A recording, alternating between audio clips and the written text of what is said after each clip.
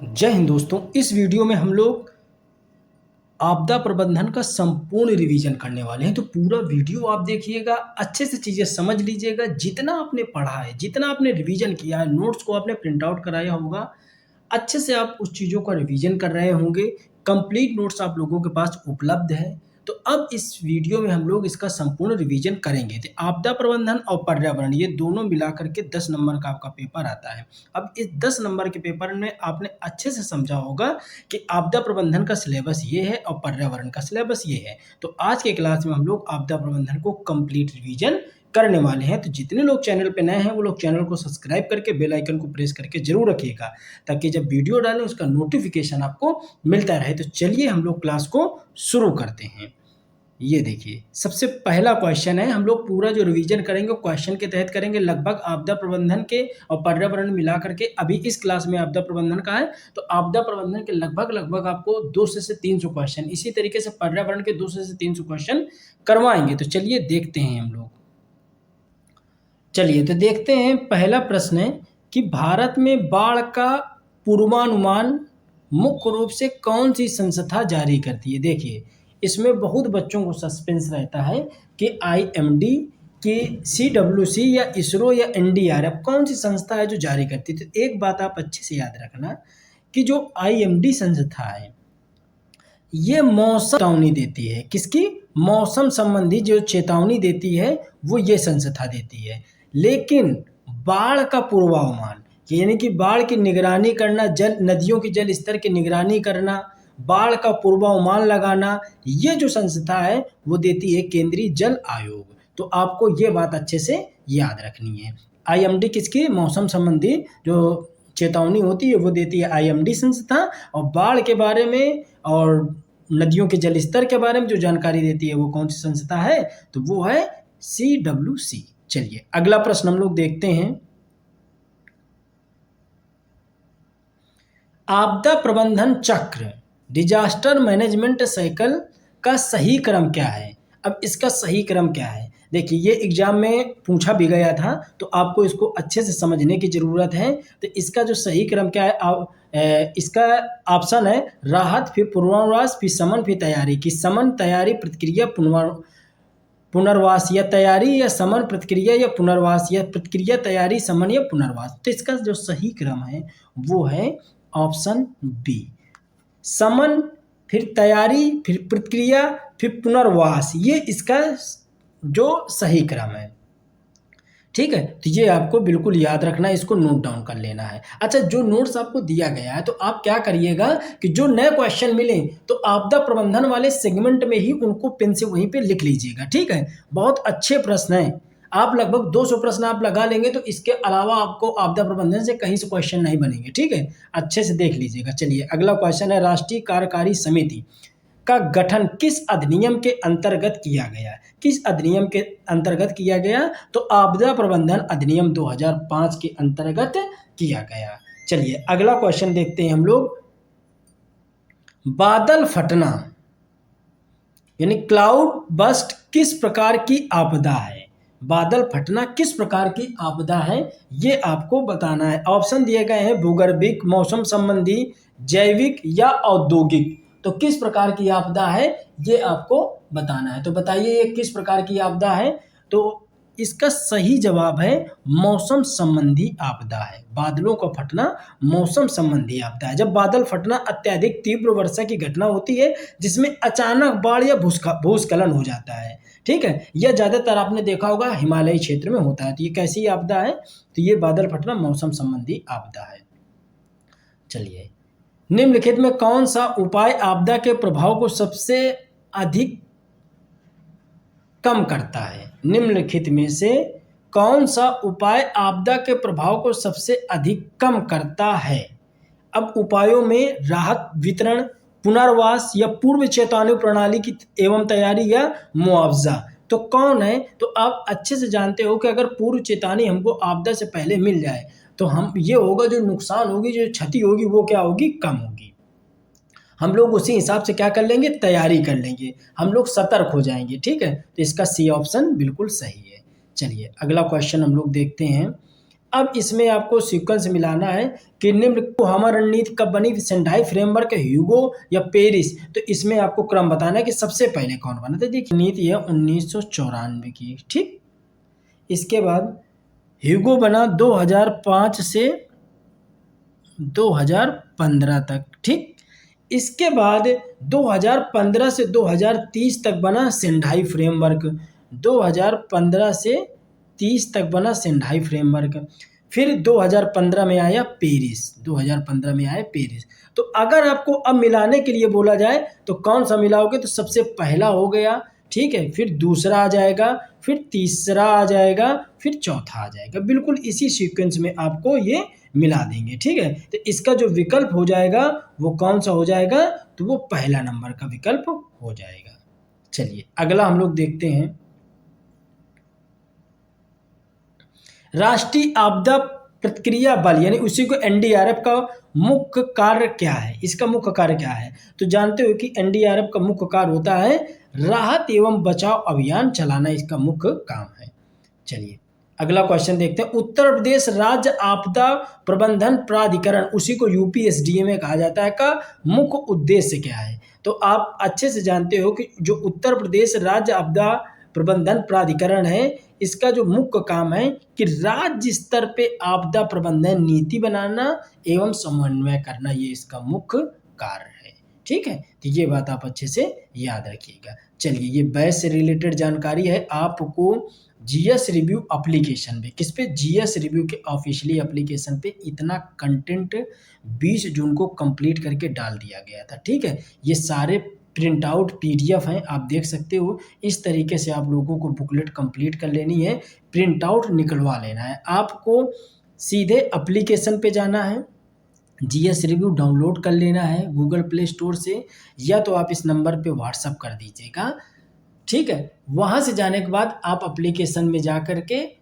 Paid batch में जा कर के आप ये पूरा बाई करेंगे तो आपको कंप्लीट नोट्स मिल जाएंगे। नोट्स आप देखोगे कैसे, डेमो कैसे देखोगे, तो कमेंट सेक्शन और डिस्क्रिप्शन में हमने डेमो फाइल लगा दी है, आप जा कर के पहले चेक कर लो कि ये डेमो है। इसी तरीके से पूरा सिर्फ एग्जाम ओरिएंटेड नोट्स आपको मिलेगा, ठीक है। आप अच्छे से इसको प्रिंट करा लीजिएगा, डाउनलोड करके प्रिंट कराने के बाद अच्छे से रिवीजन करिए। हम इसी तरीके से आपकी प्रैक्टिस जारी रखेंगे। चलिए तो पीवाईक्यू को भी हमने वन लाइनर दिया है, जो पिछले 15 वर्षों के पीवाईक्यू हैं, जो 15 वर्षों के पीवाईक्यू उनको वन लाइनर दिया है, ठीक है। तो इसको भी आप तैयार कर लीजिएगा। चलिए अगला क्वेश्चन हम लोग देख लेते हैं। अगला क्वेश्चन है सेंडाई फ्रेमवर्क, जिसका जो 2015 से 2030 तक जिसका लक्ष्य था, का मुख्य उद्देश्य क्या है। तो इसका जो मुख्य उद्देश्य है वो आप सभी जानते हैं कि आपदा जोखिम को कम करना इसका मुख्य उद्देश्य है। चलिए अगला क्वेश्चन देख लेते हैं, निम्नलिखित में से किसे धीमी गति से विकसित करने वाली आपदा माना जाता है। धीमी गति से विकसित होने वाली आपदा कौन सी है। ऑप्शन है भूकंप, सुनामी, सूखा या बादल फटना। तो आप बिल्कुल कॉमन सेंस लगा सकते हो, सूखा तुरंत थोड़ी आ जाता है, वो धीमे धीमे सूखा आता है जब पानी जल स्तर कम होता जाता है। तो सूखा धीमी गति से विकसित होने वाली एक आपदा मानी जाती है। चलिए अगला क्वेश्चन देखते हैं, निम्नलिखित में से विचार कीजिए। आपदा प्रबंधन अधिनियम 2005 के अंतर्गत एनडीएमए का गठन किया गया। एनडीएमए का पदेन अध्यक्ष भारत का प्रधानमंत्री होता है। एनडीआरएफ एनडीएमए के प्रशासनिक नियंत्रण में कार्य करती है। अब ये जो आपको दिया गया है, इसको यहाँ पे बताना है कि इसमें कौन सा कथन सही है। तो बिल्कुल आपने जिस समय हमने आपको आपदा प्रबंधन अधिनियम पढ़ाया था, उसमें स्पष्ट बात बताई थी कि ये इसका जो गठन है ये किसके अंतर्गत है। तो आपदा प्रबंधन अधिनियम 2005 के अंतर्गत एनडीएमए का गठन किया गया और इसका जो पदेन अध्यक्ष होता है वो भारत का प्रधानमंत्री होता है। उसी तरीके से आपने देखा होगा कि एक होता है कि एसडीएमए ये होता है स्टेट। अब स्टेट में कौन होता है, तो स्टेट में मुख्यमंत्री होता है। फिर होता है डीडीएमए, तो जिले में कौन होता है, तो जिले में डीएम होता है, जो डिस्ट्रिक्ट मजिस्ट्रेट होता है, ठीक है। वो होता है इसका पदेन अध्यक्ष, ठीक है। एनडीआरएफ और एनडीएमए के प्रशासन नियंत्रण में कार्य करती है। तो बिल्कुल सही, ये जो तीनों विकल्प हैं ये बिल्कुल करेक्ट है।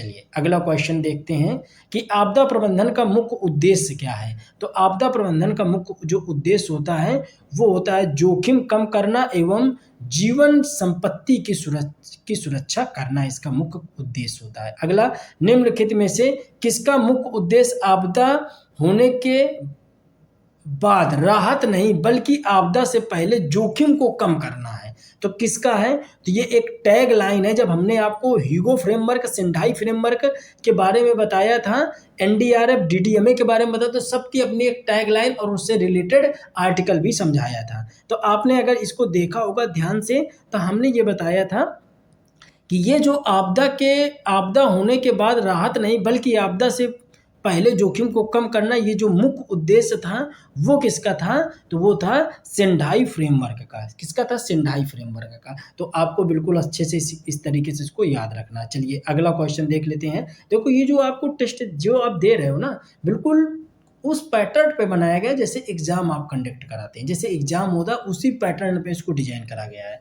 तो आपको बिल्कुल इसी तरीके से इन चीज़ों को हल करना है। चलिए अब देखिए आईएमडी संस्था क्या करती है। तो हमने ऊपर आपको बताया और सीडब्ल्यूसी के भी बारे में बताया। तो सीडब्ल्यूसी तो आप तुरंत जानते हो कि क्या काम करती है, तो ये बाढ़ के लिए है। किसके लिए, बाढ़ के लिए कार्य करती है। ठीक है, तो देखते हैं हम लोग कि आईएमडी संस्था, सीडब्ल्यूसी संस्था, जीएसआई संस्था, एनडीआरएफ संस्था। तो इसमें यह कह रहा है कि कौन सा युग्म सही सुमेलित है। तो आईएमडी संस्था के बारे में हमने बताया था। तो आईएमडी संस्था क्या करती है, चक्रवात एवं मौसम की चेतावनी देने का काम करती है। कौन सी, आईएमडी संस्था। तो ये तो बिल्कुल करेक्ट लिखा है। सीडब्ल्यूसी के बारे में हमने बताया था क्या काम करती है, तो ये बाढ़ के बारे में, बाढ़ नदी के जल स्तर के बारे में।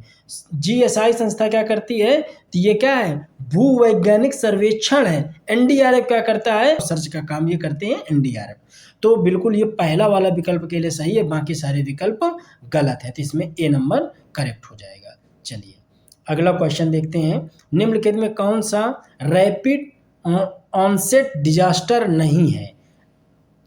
अब इसमें आपको देखना है, यानी कि अचानक घटित होने वाली घटना नहीं है। तो हमने आपको बताया था जो सूखा की घटना होती है वो अचानक थोड़ी घटित होती है, वो धीरे धीरे घटित होती है। तो ये आपका बिल्कुल सही हो जाएगा। अगला क्वेश्चन हम लोग देख लेते हैं। आपदा प्रबंधन चक्र में मिटिगेशन का क्या अर्थ होता है। तो आपदा प्रबंधन चक्र में जो मिटिगेशन का अर्थ होता है वो होता है कि जोखिम एवं क्षति को पहले से कम करना। जोखिम एवं क्षति को पहले से कम करना मिटिगेशन का अर्थ है। चलिए अगला क्वेश्चन देखते हैं। निम्नलिखित में कौन सी संस्था संयुक्त राष्ट्र की आपदा जोखिम न्यूनीकरण एजेंसी है। तो संयुक्त राष्ट्र संघ की कौन सी ऐसी संस्था है जो आपदा प्रबंधन जोखिम न्यूनीकरण एजेंसी है। तो इसमें जो है वो है आपका यूएनडीआरआर यानी United nation office for disaster risk reduction, ये इसका फुल फॉर्म होता है। तो ये एक संस्था है जो इसके लिए काम करती है। चलिए अगला हम लोग देखते हैं। निम्नलिखित में से किस आपदा को भूभौतिकी यानी कि जियोफिजिकल डिजास्टर की श्रेणी में रखा जाता है। जियोफिजिकल डिजास्टर की श्रेणी में रखा जाता है। तो आप सभी जानते हो कि इसमें सही विकल्प है भूकंप। क्या, भूकंप। क्योंकि आपने देखा होगा जो जियोफिजिकल डिजास्टर की श्रेणी में भूकंप को रखा जाता है, भूकंप, ज्वालामुखी विस्फोट को रखा जाता है और सुनामी को रखा जाता है, तो ये कौन से हैं, भूभौतिकी। हमने अच्छे से चार्ट आप लोगों को प्रोवाइड कराया है, नोट्स में देखिएगा, उसमें एक एक अच्छे से डिस्क्राइब किया गया है किस सेक्टर में किसको, किस श्रेणी में किसको रखा गया है। ठीक है, चलिए अगला क्वेश्चन हम लोग देखते हैं। निम्नलिखित में से कौन सी आपदा जोखिम का प्रमुख घटक नहीं है।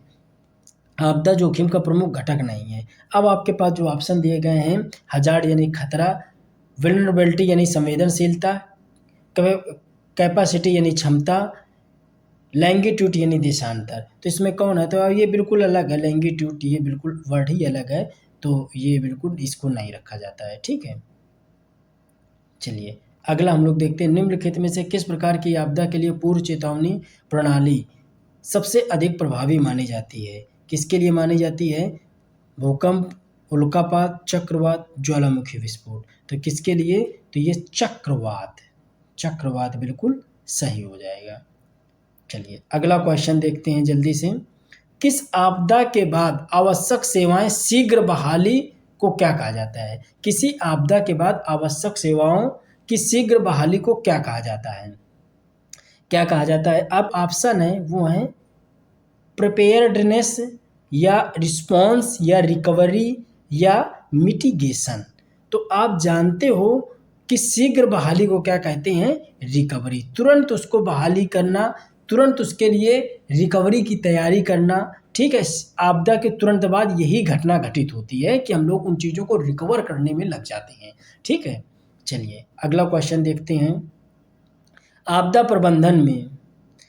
प्रबंधन में ट्रिपल बी यानी कि बिल्ड बैक बेटर की अवधारणा किससे संबंधित है? ऑप्शन है राहत सामग्री बढ़ाना या पुनर्निर्माण को पहले से अधिक सुरक्षित और सक्षम बनाना या सेना की संख्या बढ़ाना या नई आपदा घोषित करना। तो इसका सही जवाब है पुनर्निर्माण को पहले से अधिक सुरक्षित और सक्षम बनाना। चलिए अगला देखते हैं। यदि किसी क्षेत्र में जनसंख्या अधिक है और भवन कमजोर है तो समान तीव्रता के भूकंप में सबसे अधिक कौन सा घटक बढ़ेगा? तो कौन सा घटक बढ़ेगा? अब आपके पास जो ऑप्शन दिए गए हैं वो है हजार्ड यानी खतरा, वल्नरेबिलिटी यानी कि संवेदनशीलता। क्या है? संवेदनशीलता। मैग्नीट्यूड या इपीसेंटर। तो इसका सही जवाब क्या हो जाएगा? संवेदनशीलता। चलिए अगला क्वेश्चन देखते हैं। निम्नलिखित में कौन सी संस्था भूकंपीय अध्ययन एवं निगरानी से अधिक संबंधित है? IMD, NDRM, CWC, UPSDA में। तो कौन सी संस्था है? तो आप सीधे जानते हैं IMD संस्था है। चलिए अगला क्वेश्चन देखते हैं। निम्नलिखित में से कौन सी संस्था भूकंपीय अध्ययन, तो ये क्वेश्चन रिपीट हो गया, तो ये IMD ही है। चलिए अगला, आपदा प्रबंधन में प्रिपेयर्डनेस यानी तैयारी का सबसे उपयुक्त उदाहरण कौन सा है?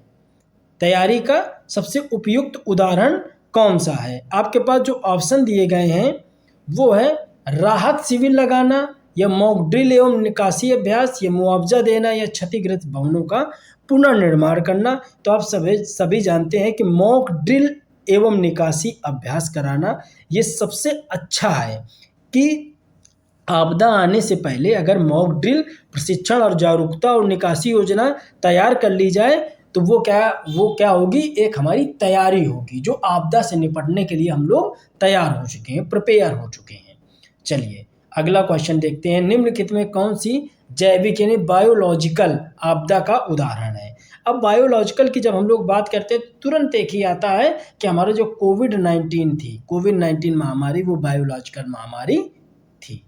चलिए, जो बैक्टीरिया या अन्य रोग जनकों से उत्पन्न हुई थी। अगला क्वेश्चन हम लोग देखते हैं। आपदा प्रबंधन का आधुनिकीकरण दृष्टिकोण, आपदा प्रबंधन का आधुनिक दृष्टिकोण किस पर सबसे अधिक बल देता है? किस पर सबसे अधिक बल देता है? आपके पास जो ऑप्शन दिए गए हैं, केवल राहत एवं मुआवजा में, केवल पुनर्वास में या जोखिम न्यूनीकरण, लचीलापन और सामुदायिक भागीदारी। तो आपको ऑप्शन पढ़ के ही लग रहा होगा कि इसी ऑप्शन पे ज़्यादा बल दिया जाता है। चलिए अगला क्वेश्चन है कि राष्ट्रीय कार्यकारी समिति यानी कि NEC का पदेन अध्यक्ष कौन होता है? तो इसका पदेन अध्यक्ष कौन होता है? आपके पास जो ऑप्शन दिए गए हैं वो है प्रधानमंत्री, केंद्रीय गृह सचिव, कैबिनेट सचिव या रक्षा सचिव। तो इसका पदेन जो अध्यक्ष होता है केंद्रीय गृह सचिव होता है। चलिए अगला हम लोग देखते हैं क्वेश्चन। अगला क्वेश्चन है इंसिडेंट रिस्पांस सिस्टम यानी IRS का मुख्य उद्देश्य क्या होता है? IRS का मुख्य उद्देश्य क्या होता है?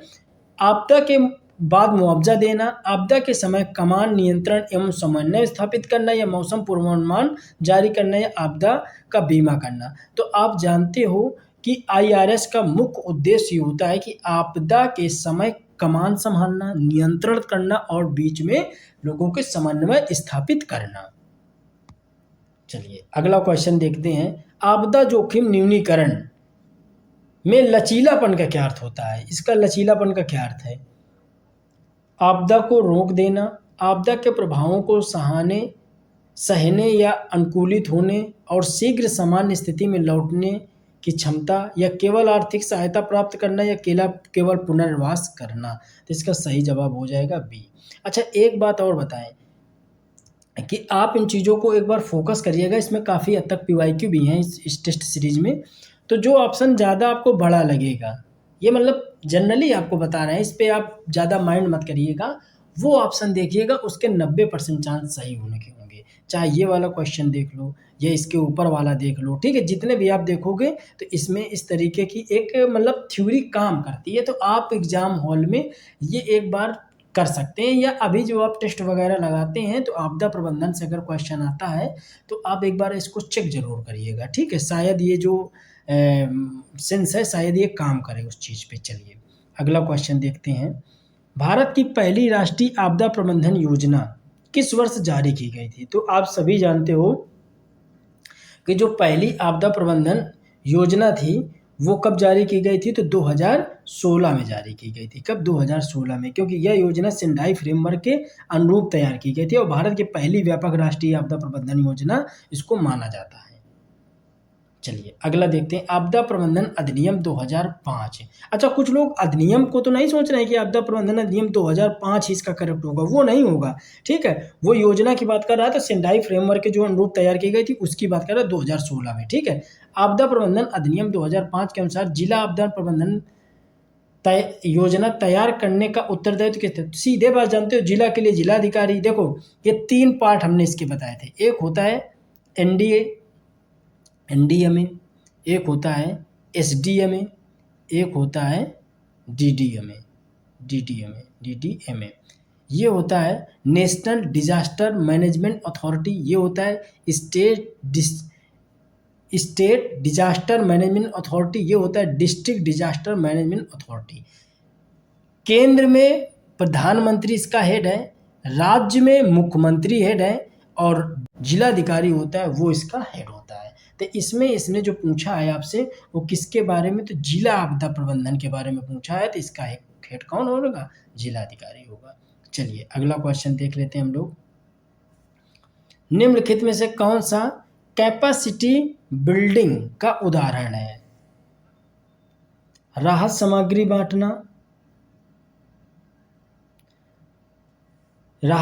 बांटना, या मॉक ड्रिल प्रशिक्षण एवं जन जागरूकता कार्यक्रम, या क्षतिपूर्ति देना, या आपदा घोषित करना। तो आप सभी जानते हो कि मॉक ड्रिल यानी प्रशिक्षण देना सबसे बेहतर चीज़ है कि लोगों को आपदा के बचाव जागरूक करना, उनको आपदा आए तो किस तरीके से वो अपना बचाव कर सकते हैं, किस तरीके से लोगों को सुरक्षित रख सकते हैं ताकि जान हानि जो हो वो बहुत कम मात्रा में हो। तो इसके लिए प्रशिक्षण देना, जागरूकता कार्यक्रम चलाना, ये सबसे अच्छी बात है। चलिए अगला क्वेश्चन देखते हैं, आपदा जोखिम न्यूनीकरण में मल्टी हजार्ड अप्रोच का क्या अर्थ होता है? तो मल्टी हजार्ड अप्रोच का क्या अर्थ होता है? आपके पास जो ऑप्शन दिए गए हैं, केवल भूकंप की तैयारी, केवल बाढ़ प्रबंधन। हमने बताया कि जो सबसे बड़ा ऑप्शन होगा वो सही हो जाएगा, इसके अकॉर्डिंग सी नंबर आपका बिल्कुल करेक्ट होगा और यही करेक्ट भी है। तो ये एक बार आप चेक जरूर कर लीजिएगा, ठीक है। चलिए अगला क्वेश्चन देख लेते हैं हम लोग। CBDM यानी कम्युनिटी बेस्ड डिजास्टर मैनेजमेंट का मुख्य उद्देश्य क्या होता है? तो इसका जो मुख्य उद्देश्य होता है स्थानीय समुदाय को आपदा प्रबंधन में सक्रिय भागीदार बनाना, इसका मुख्य उद्देश्य है। चलिए अगला क्वेश्चन देखते हैं, आपदा प्रबंधन के संदर्भ में मॉक ड्रिल का प्रमुख उद्देश्य क्या है? तो मॉक ड्रिल का प्रमुख उद्देश्य क्या है? आपदा के समय प्रतिक्रिया क्षमता का परीक्षण करना, ये इसका मुख्य उद्देश्य है। चलिए अगला देखते हैं क्वेश्चन, आपदा प्रबंधन के संदर्भ में हजार्ड मैपिंग का उद्देश्य क्या होता है? राहत सामग्री का वितरण, जोखिम वाले क्षेत्रों की पहचान, मुआवजा निर्धारित या बीमा करना। तो जोखिम वाले क्षेत्रों की पहचान करना ही इसका मुख्य उद्देश्य होता है। आई होप आपने पूरे लगभग जो भी 40-45 प्रश्न थे आपने अच्छे से करे। इसी लगभग 200 प्रश्न हम करा देंगे। आपदा प्रबंधन से जितने इंपॉर्टेंट क्वेश्चन है ना सारे कवर हो जाएंगे, आपको कुछ भी करने की जरूरत नहीं पड़ेगी। बस आप नोट्स अच्छे से पढ़ करके उसका रिवीजन करते रहिएगा। नोट्स के लिए पूरी जानकारी हमने आपको दे दी है। आप डायरेक्ट GS रिव्यू का एप्लीकेशन डाउनलोड करके जानकारी ले सकते हैं या इस नंबर पर व्हाट्सअप करके भी ले सकते हैं। वीडियो को ज़्यादा से ज़्यादा शेयर करिए। मिलते हैं अगले वीडियो में, तब तक जय हिंद, जय भारत।